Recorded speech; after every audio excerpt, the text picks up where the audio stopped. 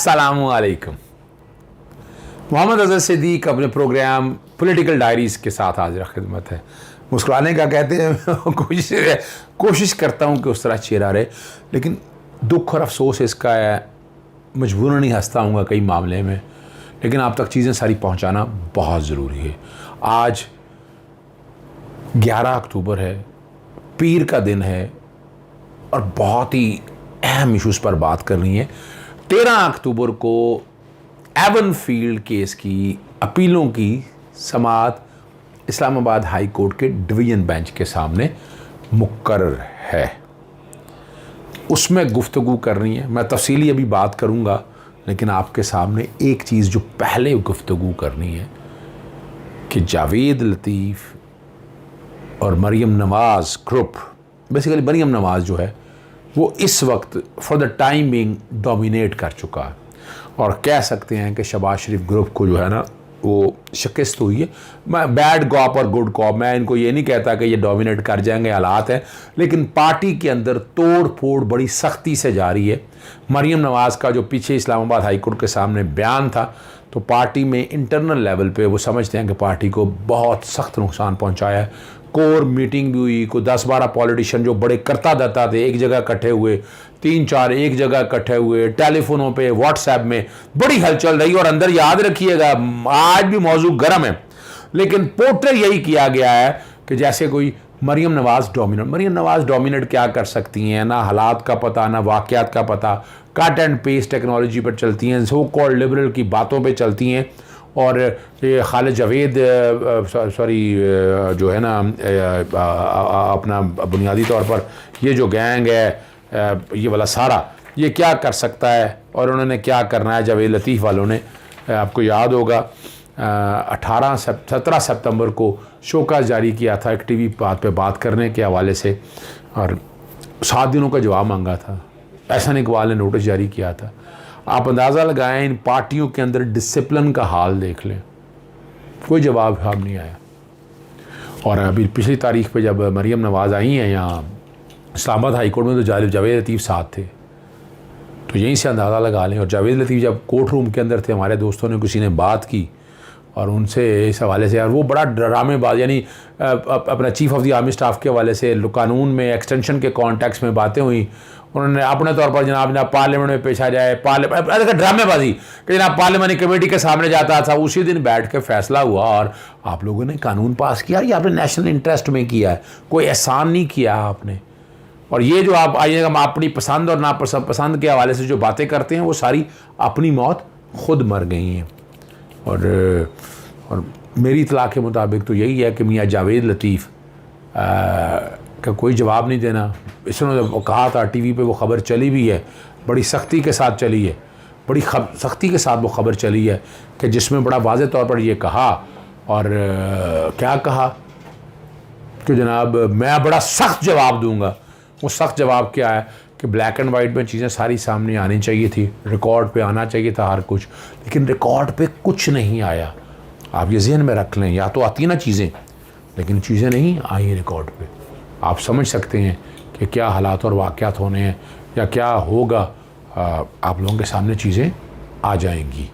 हम चलते हैं अगले इशू की तरफ कि मियाँ जावेद लतीफ़ वाला कार्ड जो है ना वो तो ठुस हो गया इस कॉन्टेक्स्ट में कि जो ये आपस में जान के ख़बर बनानी थी, एक रिफ्ट क्रिएट करना था कि जैसे बहुत बड़ा हंगामा किया है, पर वो नाकामी इनका मुकद्दर है।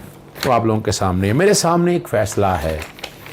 ये ज़रूरी है कि 13 अक्टूबर को जो मरियम नवाज़ की अपील की समाअत होनी है, उस पर बात होनी है।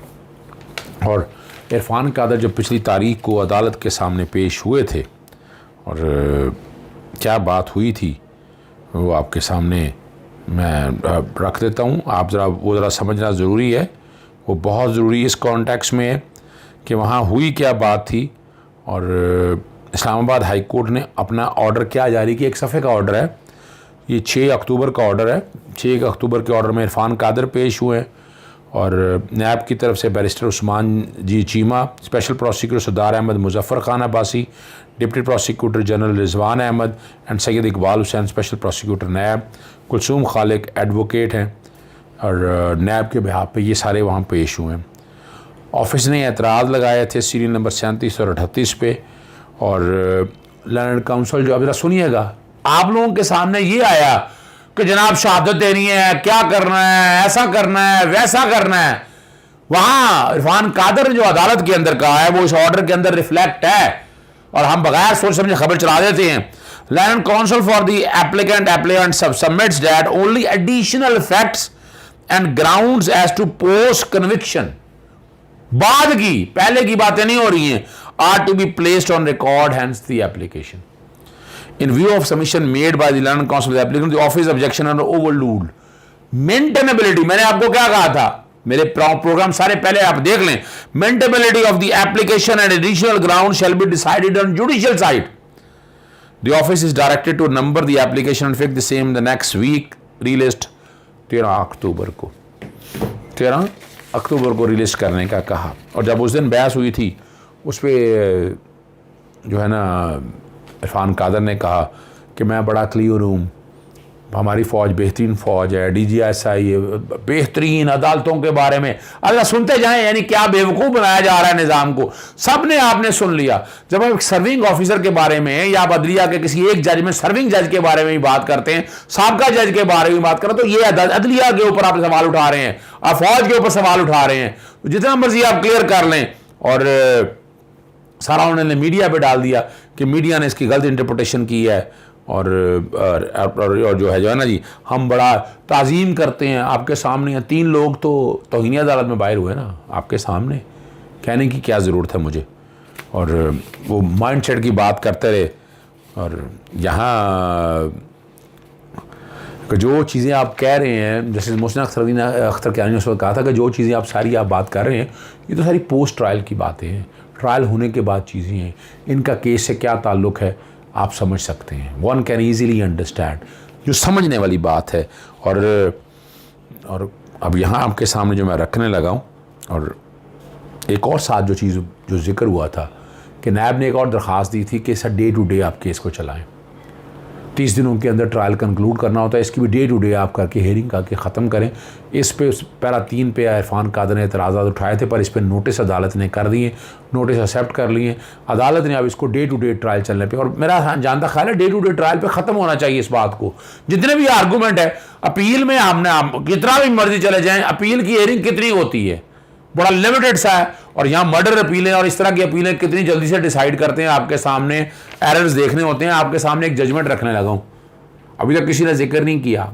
रेलेवेंट पोर्शन हाईलाइट होंगे, किसी को जजमेंट चाहिए होगी मैं प्रोवाइड भी कर दूंगा। PLD 2019 supreme court 675, constitution petition 10/11/2019, और डिसाइड हुई है 23 अगस्त 2019 को, जब कन्विक्शंस हो चुकी थी। क्या हो चुकी थी? कन्विक्शन हो चुकी थी। ये है जी मीडिया पे अरशद मलिक जज की जो वीडियो आई है ना, उसके कॉन्टेक्स्ट में है ये सारी चीज़ें। अब हैरान तो हो रहे होंगे ना। अब चले मैं चलता हूँ इसके सामने आपको, और वो ज़रूरी है ताकि आप लोगों को सारी चीज़ें पता चल सकें। इसके अंदर Chaudhry Munir Sadiq advocate supreme court, Syed Ali Imran advocate supreme court, Zubair Farooq और सैयद रफ़ाकत हुसैन शाह, मोहम्मद इकराम चौधरी साहब पेश हुए, और एक बंदा इन पर्सन पेश हुए, अनवर मंसूर पेश हुए थे अटॉर्नी जनरल फॉर पाकिस्तान उस दिन। इसकी हेयरिंग 16 जुलाई, 23 जुलाई और 20 अगस्त को। बहुत खूबसूरत फैसला देखा है आसिफ सईद खोसा साहब ने, और उन्होंने वो टोटल सारा ये बताया है कि 6 जुलाई 2019 को, ये जो बातें मरियम आज कर रही है ना सारी बैठकर, ये 6 जुलाई 2019 को उनकी प्रेस कॉन्फ्रेंस देख लें आप। प्रेस कॉन्फ्रेंस जो जिक्र किया उन्होंने सारा अरशद मलिक के हवाले से बड़ी डिटेल में प्रेस कॉन्फ्रेंस की, और वो पैरा जो है ना मैंने आपके सामने, मैं अभी मैं लाइन लगा रहा हूँ ताकि मेरी टीम जो है ना उसको बाकायदा आप तक शेयर कर सके येलो करके। मैं उसी तरह आगे चलता रहूँगा। अदालत ने जो बड़े मज़ेदार बात है ना, अदालत ने इस पे 7 इशू फ्रेम किए, साथ इशू फ्रेम किया। अब एडिशनल एविडेंस जो लेना चाहते हैं वो तो सवाल ही कोई पैदा नहीं होता। इस्लामाबाद हाईकोर्ट कैसे अलाउ करेगी उस एडिशनल एविडेंस को? अगर आप सामने भी रखकर देख लें, छठे पैरे में है, छठे पैरे के अंदर है कि कौन सी अदालत या कौन सा फोरम होगा जो इस वीडियो को मीनिंगफुल कंसिडरेशन करेगा। मियां नवाज शरीफ के केस में, मियां नवाज शरीफ के केस की बात हो रही है। हाउ ये किस तरह रेलेवेंट है या एस्टैब्लिश होगा कि ये जेन्युइन पीस ऑफ एविडेंस है। अगर साबित हो जाए कि ये जेन्युइन भी है तो इसको अदालत में प्रूव कैसे करना है, ये तीसरा है। चौथा है कि इसका इफेक्ट क्या होगा इस वीडियो का, कि अगर ये जेन्युइन भी है और प्रूव भी हो गया कि रेलेवेंट कोर्ट के हवाले से है तो इसका नवाज शरीफ की सजा पे क्या असर पड़ेगा। और लर्नड जज जो अरशद मलिक हैं जज, उसके कंडक्ट के हवाले से। और कमाल है कि इसकी मीनिंगफुल कंसिडरेशन के लिए कौन सा फॉरम या कौन सी अदालत सारे मामले को देगी। इसी में जिक्र किया मरियम नवाज जो बातें कर रही हैं शहबाज और आसफ अली जरदारी के हवाले से, मलिक क़य्यूम के केस का। आसफ अली जरदारी एंड अनदर, मैं हाईलाइट मैंने वो पोर्शन मैंने के साथ कह दिया, वो कर देंगे कि वहाँ चल रहा होगा Asif Ali Zardari and another versus state, PLD 2001, supreme court 568। Some audio tapes और ट्रांसक्रिप्ट कोर्ट में हुए थे हियरिंग और अपील के दरमियान सुनाते हुए। और कमाल की बात है, ये मटीरियल अदालत ने इजाजत नहीं दी कि रिकॉर्ड पे लाया जाए और इसको बाकायदा जजमेंट देते हुए इस पर रिलाय भी नहीं किया।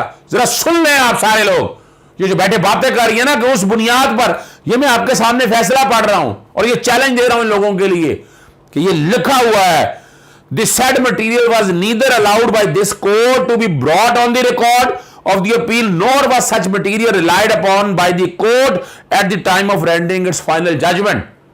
तो ये ड्रामा और बेवकूफ बनाते रहे, जितना मर्जी कह दें। और ये जेन्युइन कैसे है? और कमाल की बात है, स्टैंडर्ड ऑफ प्रूफ जो है ना रियलिस्टिक हैं और इसके अपना जेन्युइन है। इस कॉन्टेक्स्ट में अदालत ने बड़ा कह दिया, बड़ा वाजे कह दिया कि फोरेंसिक एग्जामिनेशन और ये सारी चीज़ें होनी हैं। तो क्या हो गया? किसी अदालत ने कर लिया? नहीं किया। चले दूसरे इशू पर भी अदालत ने बड़ी तफसीली, बहुत लंबा चौड़ी, बड़े केस ला का जिक्र करने के बाद वो अपना पूरी जजमेंट बैकग्राउंड में मैं पूरी जजमेंट चला रहा हूँगा, लेकिन याद रखिएगा और फोरेंसिक रिपोर्ट का अपना उसका एनालिसिस करने के हवाले से अदालत ने बहुत ज़बरदस्त आगे बड़ी डिटेल में डॉट वाले चल रहे होंगे और येलो होंगे ये वाले चीज़ें कि किस एविडेंस को, वीडियो की एविडेंस को किस तरह देखना। अभी तक एक भी काम नहीं हो सका। ये जो बातें कर रहे हैं ना, यानी मिसाल के तौर पर जनरल फैज हमीद के हवाले से बातें कर रहे हैं और अपना वीडियो के हवाले से बात कर रहे हैं, या फर्ज करें शौकत अजीज़ी के हवाले से, शौकत सिद्दीकी के हवाले से बात करें। शौकत सिद्दीकी तो सजा हो चुकी है, वो तो मिसकंडक्ट में रिमूव हो चुके हुए हैं। उनकी जो बातें हैं सारी, वो भी सारी पुरानी, नई चीज कोई नहीं है रिकॉर्ड के अंदर। आज मैं ये सबूत आपके सामने, मेरा काम है आप तक सच बताना। ये पूरी डिटेल में अदालत ने बताया और अपील में तरीका भी बता दिया कि 428 के अंदर कैसे देखना है। अदालत ने यह भी बता दिया कि अगर एडिशनल एविडेंस देखनी है 428 के तहत वो तरीक़ाकार क्या है और वो सारा कुछ देखना है। अब इस्लामाबाद हाईकोर्ट पे डाला है और प्रोसीजर कहा है और साथ ये भी कहा है कि ये एडिशनल एविडेंस तब देखनी है after complying with the requirement detail above for proving a video before a court of law. मैंने आपको कहा था आउटराइटली एप्लीकेशन रिजेक्ट होगी। वो जो प्रिंसिपल है, जजमेंट को पढ़े, जजमेंट से कैसे बाहर निकलेंगे आप? आपने अभी तक एक भी, इतना सत आपके पास, इतना मौका था आपके पास और अदालत के सख्त सवाल का सामना होगा आपको। मरियम नवाज साहब याद रख लीजिएगा, इशू नंबर 4 के अंदर भी है कि अगर वो पूरी फुलफिल भी हो जाएं तब भी हो जाएं और लेकिन कंक्लूजन अदालत को होगा इससे फ़र्क क्या पड़ा है। जो बड़ी मज़ेदार बात आपके लिए कि इसका ट्रायल पे क्या फ़र्क पड़ा है। क्या ये वीडियो सच है या सारा कुछ आ जाए? क्या नवाज शरीफ को किसी एविडेंस के बगैर सजा दे दी? क्या रिकॉर्ड और चीज़ों सबको सामने रख के उसके बगैर सजा दे दी है? तो ये इतना आसान काम नहीं है। ये जो फैसला है यानी ये तहरीरी चीज़ें हैं। हमने क्या है, हमने कट एंड पेस्ट, वो गरीदा फरूकी ले लें, अनवर मंसूर ले लें, अपना हामिद मीर ले लें, इस तरह के लोग यानी वो अपने तौर पर वकील बनते हैं। सारे क्या बनते हैं? वकील बनते हैं। अभी ज़बरदस्त मैं प्रोग्राम ख़त्म करने से कबल आपके सामने वो ट्वीट चला दूंगा और ये ज़रूरी है आप लोगों के लिए ट्वीट समझने के लिए। अच्छा, सबसे पहला जो है ना एक ट्वीट हमारे अकरम राई दोस्त साहब हैं, इन दोनों सहाफ़ियों को ड्यूटी सख्त है, पब्लिक ऑफिस होल्डर काजी फाइज ईसा और नवाज शरीफ को बेगुनाह साबित करना। पब्लिक ऑफिस होल्ड ना करने वाले इमरान खान और उनकी हमशीरा को गुनाहगार साबित करना है। पब्लिक ऑफिस होल्डर करने वाले मियां नवाज शरीफ की पब्लिक ऑफिस होल्डर ना करने वाली बेटी की बेगुनाही साबित करनी है। अब ये, और इसका जवाब जो हमारे वहीं पर दोस्त हैं जुल्करनैन इकबाल ने दिया, कोई इनको समझाओ कि मरियम का बाप पब्लिक ऑफिस होल्डर था, मरियम के खुद होने या होने से कानूनी तौर पर फर्क नहीं पड़ता, लेकिन ये दोनों जिसकी तर्जुमानी करते हैं उसे नौकरी से निकलवा कर दम लेंगे इंशाअल्लाह। अब ये उनका कहना है, मैंने इस पे फिर जवाब दिया उनको, आपने दुरुस्त और कानूनी बात की जो साबित करती है कि ना सिर्फ कानून पढ़ा है उन्होंने, मैं जुल्करनैन की बात कर रहा हूं, बल्कि फैसले का बगौर जायजा लिया है। एवनफील्ड रेफरेंस में नवाज शरीफ को बासियत पब्लिक ऑफिस होल्डर 10 साल की सजा, जबकि मरियम नवाज को जुर्म की मुआवनत करने पर 7 साल की सजा। और मैंने वो रेलेवेंट पोर्शन जो है वो मैंने टैग किए हुए हैं, वो बाकायदा साथ लगाए हैं। बल्कि आप हैरान होंगे कि जो कह रहे हैं कि दबाव में आकर फैसला हुआ, मरियम नवाज का मैंने और टैग किया और नवाज शरीफ को टैग किया, दोनों को नैब से तावन न करने पर सीरियल नंबर 2 के तहत 1-1 साल की सजा अलहदा हुई। फैसले का मुतलका हिस्सा 7 लफ्ज कर रहा हूं, मजीद रहनुमाई दरकार है तो मैं हाजिर हूं। मैंने आप लोगों के सामने एक एक चीज़ ये इसलिए लगा दी है ताकि आप तक पता चलता रहे।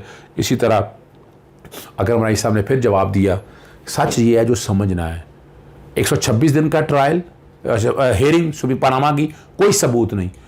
JIT 60 दिन, कोई सबूत नहीं है, ही कुछ नहीं था रिकॉर्ड पे। वो क्या जराए थे, वो खतरी खत था, कैलिबरी फाउंड था, या खच्चरों पे सामान लेके जाना था। फिर सुप्रीम कोर्ट वापस आया, 7 दिन हेयरिंग, फिर नैब में इंक्वायरी और इन्वेस्टिगेशन हुई, कोई जवाब, कोई सबूत नहीं। फिर नैब के साथ ताउन ने किया, सीरियल नंबर 2 में सजा है, यहां से कैसे निकलेंगे।